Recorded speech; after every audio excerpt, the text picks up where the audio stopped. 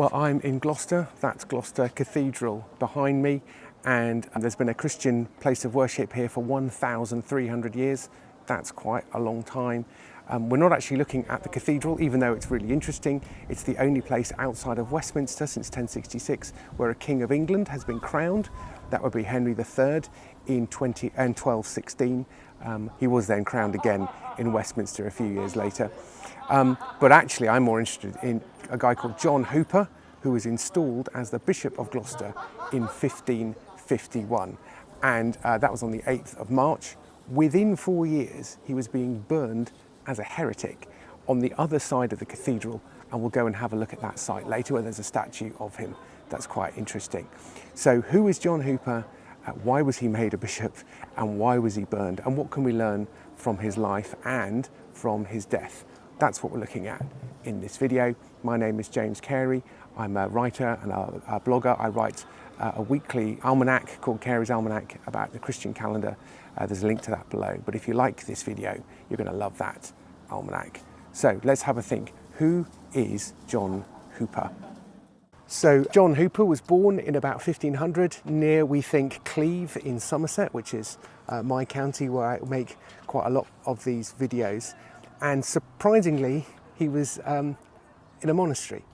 And not just any monastery, he was in a Cistercian monastery. Those were pretty full-on, strict, severe vow of silence, strict regulated diet. They were the shock troops of the monastic movement. They were a real boost to the monastic movement in England.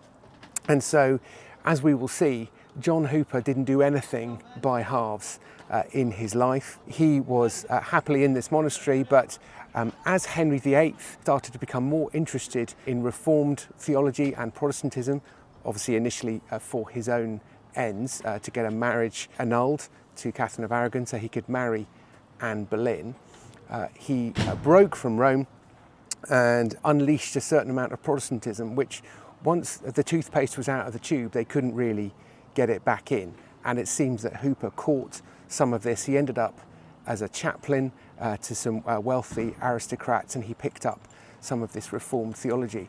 So that by the time Henry VIII, towards the end of his reign, started to move away from Protestantism, and it all started to look a little bit Roman Catholic, or Catholic at least, if not Roman, Hooper was pretty all in on Protestantism.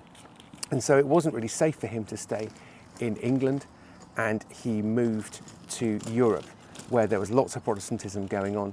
He moved to Zurich, which was the home of not Calvin, but of Zwingli and Bullinger, who was sort of the continuation of Zwingli. So this is really low church, evangelical Christianity, Protestantism, as it's also known. But obviously there's a big spectrum of Protestantism, but this is right at one end of the dissenting nonconformist type. So he picked up a lot of that theology, and then he stayed there. And then in 1547, of course, Henry VIII died, and his son, much more Protestant, with lots of Protestant education and Protestant advisors, unleashed Protestantism more fully into England. And Cranmer, of course, wrote his first prayer book.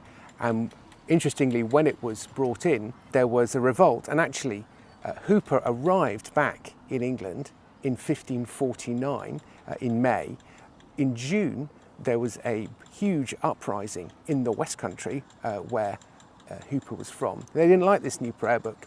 They wanted the old one, they wanted the Latin, they wanted the old school version. And so Hooper was arriving just at this time. Here in Gloucester, there was a guy called Sir Anthony Kingston, and he's a very interesting fellow. He's going to come up a couple of times. This is the first time. He was sent down to the West Country to put down this rebellion, because it was a very, very serious threat to the Tudor dynasty.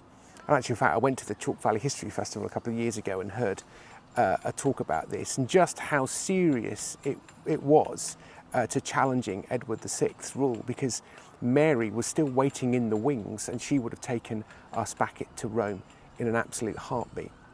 So Sir Anthony Kingston goes down, quashes that rebellion, and Hooper, meanwhile, is in London, and let's look at his next move in London.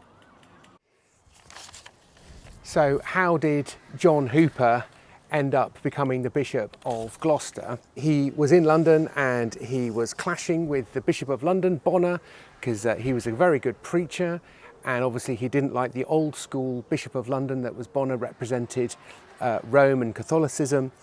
And so he became very popular as a preacher, along with another bishop, bishop-to-be, called Hugh Latimer, that we'll look at in another video. He preached not just in London, but at the court of King Edward VI, who liked him very much. And also he was friends with Cranmer and with Ridley as well, who was probably the theologian at the time of the Reformation.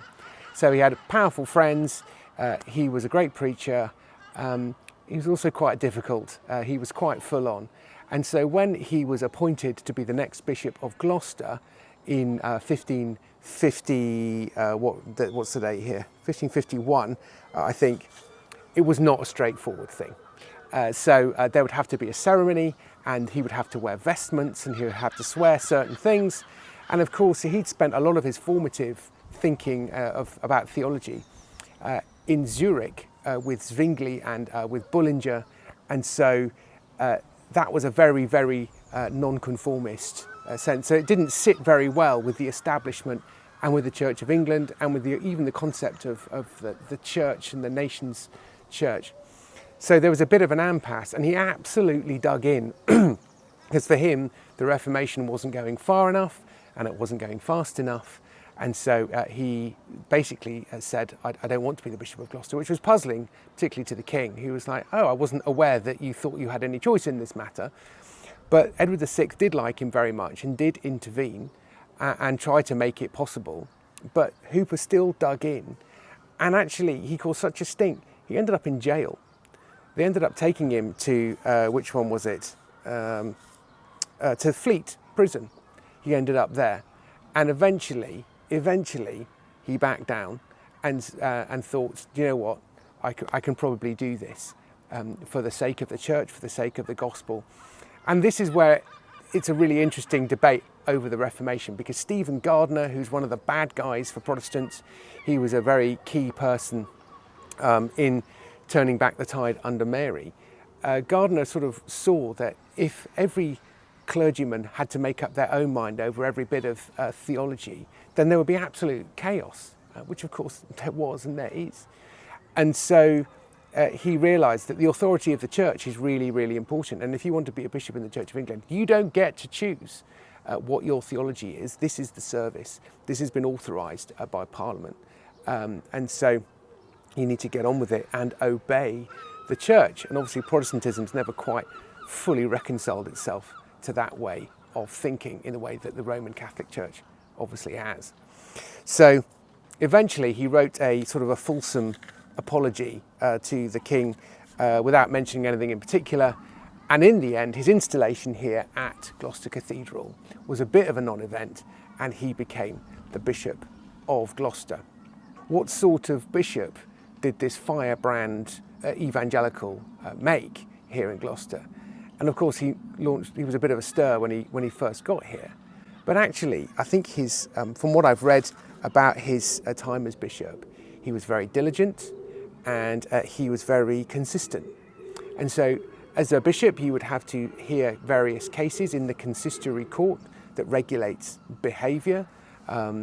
And so he at one point was accused of playing favourites with the richer people. But actually, he didn't play favourites at all. And we return for the second time to Sir Anthony, let me get his name right, Sir Anthony Kingston. Do you remember that fellow who'd put down the revolt, the rebellion down in the West Country? He came up to the consistory court on a charge of adultery. And the bishop sat and listened to this case.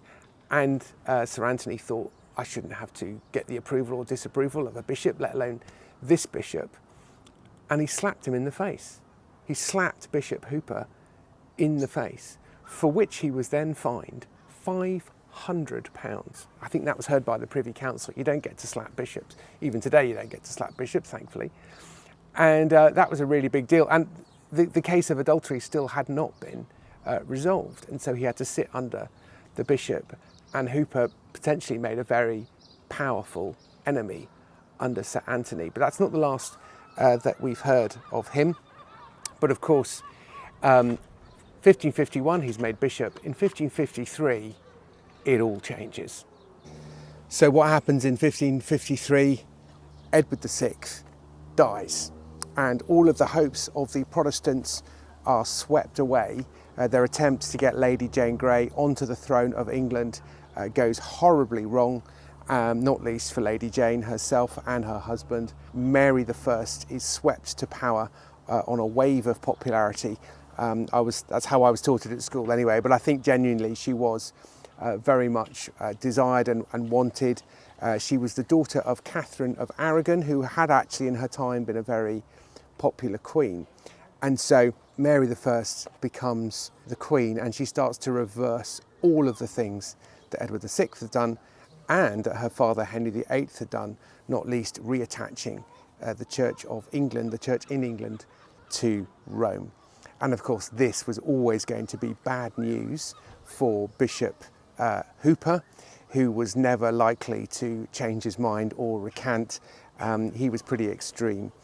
And of course this was the revenge of Bonner, the Bishop of London, as had been deposed partly by Hooper, and also Bishop Stephen Gardiner, who I think had been the Bishop of Winchester. Very, very influential. Of course, these guys were old enough to know what it was like under Henry VIII before the Reformation. During the Reformation, they were sort of cast aside by Edward VI. It was all going wrong. And then finally, they're back. And they get to remove all of these awful people who have caused chaos. Of course, there's a mixture of personal motives in there, but there's also theological ones too. They really, really did think that it was the church in Rome or utter chaos.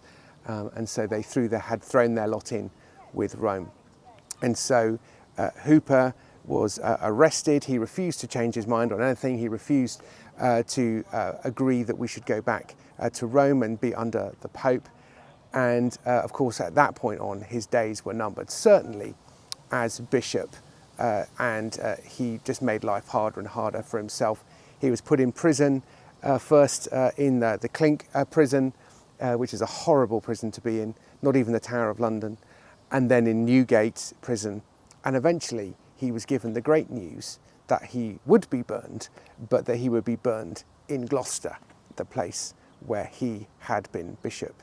And so that's where we're going to go next, to his memorial, where he was burned. And we're going to find out there what happened the night before, and also what we can take away from the life of John Hooper.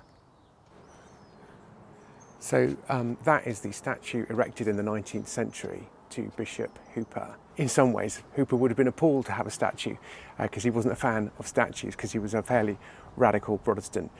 But let's just think the night before he died in February 1555, he'd only been appointed the bishop 4 years earlier, but he was already incredibly popular and well respected. And the night before he was burned, he was visited by lots of people. One was a blind boy that he'd gotten to know, who was asking his advice about how to live as a Protestant in Catholic England. And also he was visited by someone you really wouldn't suspect, and that is Sir Anthony. He is the one who'd gone down to crush the Prayer Book Rebellion. He was the one who'd been hauled up in front of the bishop on charges of adultery, and he'd slapped him. But Hooper gave him the truth. That's what I really most respect, and what I'm learning from the life of John Hooper. He was prepared to have awkward conversations with enemies and with friends. He didn't care. He was really awkward for his own side. He was prepared to go to jail and be put in jail by his friends for the sake of a principle. And I think that's something that we can really take away from the life of John Hooper. He's an absolutely fascinating person, but also in a time when we're very partisan and we just line up with our own team, quite often we excuse the behaviour of our own team, or we just give everybody a free pass. Hooper did not do that. And so when he died, he was much mourned. It was a horrible execution. They didn't use particularly dry wood. It was green wood. It took 45 minutes for the flames to get hot enough. They had to be restarted twice after the initial start. And it was a horrible, horrible way to die, but he was cheerful, he was prayerful, he was offered the chance to recant, he didn't take it once again, and he died here within sight of a theological college so that the seminarian students could see this is where heresy will get you. By this point, Stephen Gardiner could see that things had gotten out of hand. So he was trying to be loyal to Mary, he was a fan of the Pope, but he could see that these burnings were really looking extremely bad. And so he was unable to stop this campaign of burnings. He himself died in 1556. And what's really sad is on the same site as this, that Hooper was burned, that blind boy was burned a year later for his heresy. So a regime which burns, young blind men, it's not a good look, is it really? So that's what I'm taking away from John Hooper, though. It's not just his bravery and courage, which goes for a lot of these Protestant martyrs under the reign of Mary, but particularly for Hooper, that awkwardness and that ability to have the conversation that nobody wants to have. That's what I'm taking away from this. There's no date for him in the Church of England calendar. We don't remember him in February as possibly we might, but there are dates for Cranmer and for Latimer and Ridley, and I'll be making a video about that in a few months' time. So if you like this sort of thing, do click us, do give me a like, but also go and have a look at my almanac, Cary's Almanac, and you'll get an email every week which will tell you about a different historical event or person in the church calendar and what they might mean, what we can learn, something to take home. Anyway, thanks very much for watching all the way to the end. I really appreciate that, and I'll speak to you next time.